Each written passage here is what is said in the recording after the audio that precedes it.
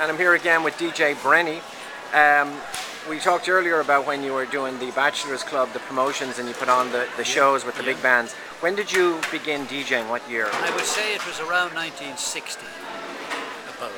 And I did it until I think about 1965,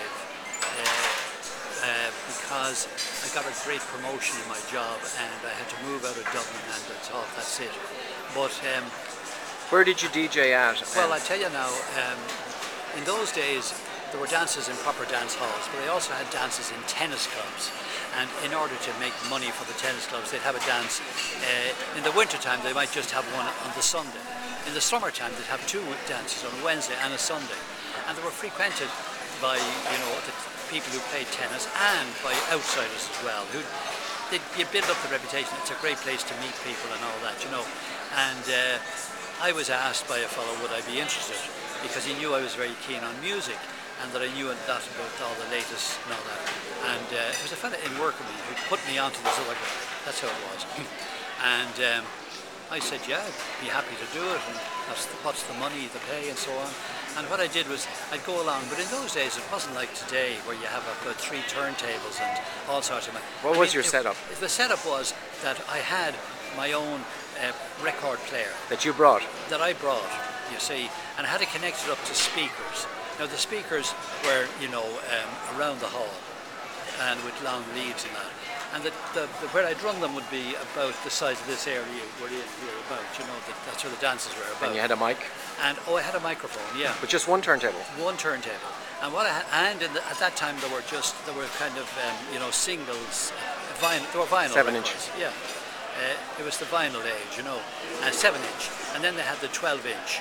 And I always remember that I was there at the time the Beatles were, I was at their best.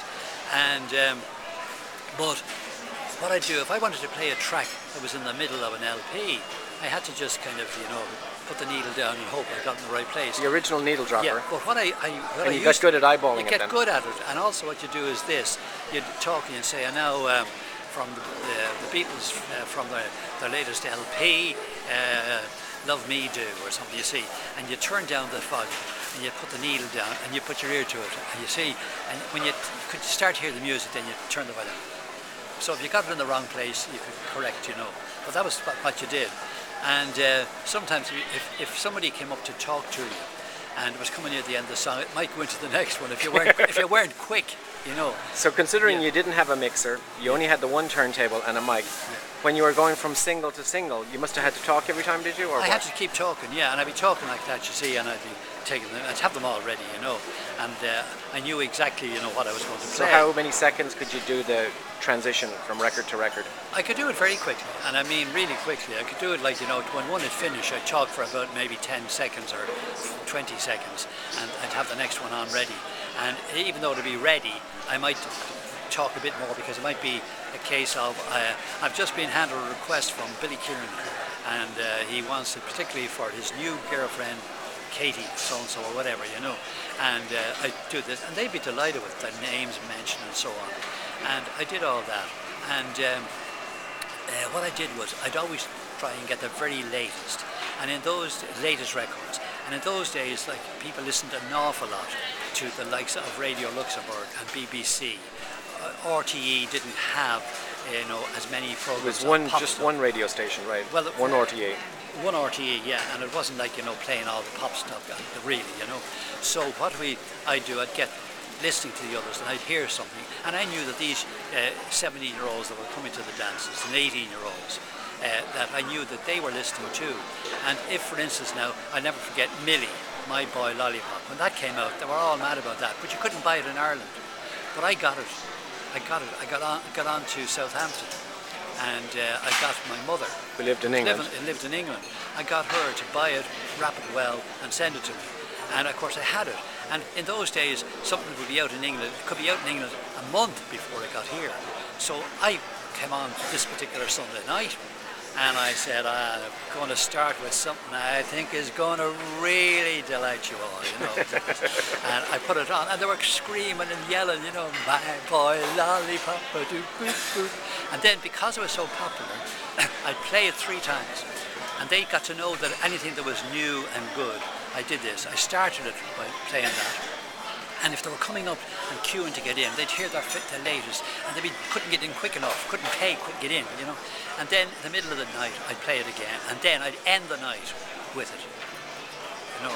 And I'd say, and now, until we meet again, on Wednesday next, when I hope to see you all, I am going to play once more, big hit of the day, Millie, My Boy Lollipop, you know, something basically, and I'd play it. So at that time, were there many other people doing the DJ parties? No, it wasn't much of that. A bit of it, but not much.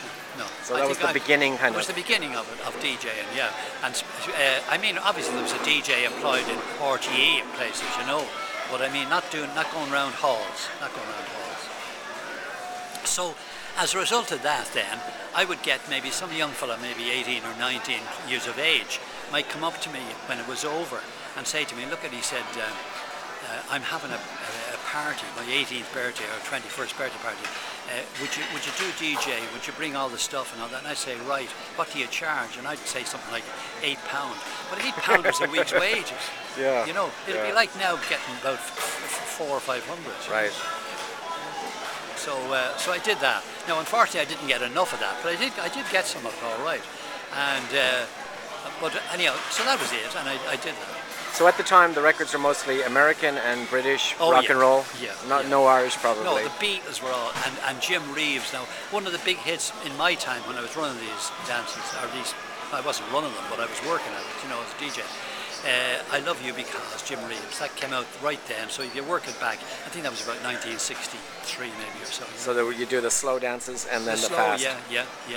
Slow dance and all that, you know. And they come up to you, some of these, you know, with a bit of paper folded up, you know, pretending. And I'd open it up and I'd say, you know, would you play for me, my boyfriend Tommy, you know. So where was the club at? The club was called, God, I'll just think of it now what it was called. It was Mount Pleasant Tennis Club, and it was in Renla, Mount Pleasant. It's still there as a tennis club. I don't know if they have dances. Did you ever get contacted by record companies or anything? Or no. It was way ahead of all that promotion. Yeah. No. But I would say, like, you know, truthfully, I mean, I wasn't great at what I was doing. It was just that it was one of the few things available. There weren't other places you could go. Other places would have real bands and that. And the real bands wouldn't be as good as hearing the real Jim Reeves or the real, you know. Because they would cover all of that. The Beatles. Yeah. You know. But, so that was it. And then one of the best. I stayed at that until I got a promotion in my day job, and I had to go down to live in Cork. And of course, I couldn't continue. That was it. And some other fella took over. And then the best experience that you took from all of that DJing in the early '60s in Ireland. The best experience. Yeah. Well, I tell you what I think. I think, you know, that it was my love of music that got me into it, as much as my love of money. You know, that I really did know. I knew all the songs that were coming out because I used to listen a lot to Radio Luxembourg and BBC, and I'd hear all these songs.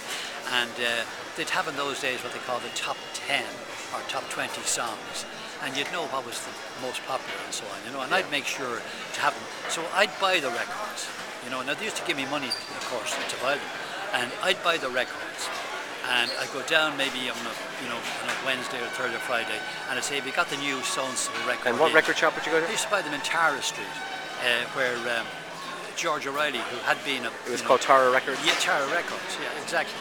And if I couldn't get it there, I'd go to some other record store, but that was mostly where I went. Okay. And when something would come in that might be in demand, they'd always put one aside for me. Okay. And so that was it. Well, thank you very much, DJ Brennie.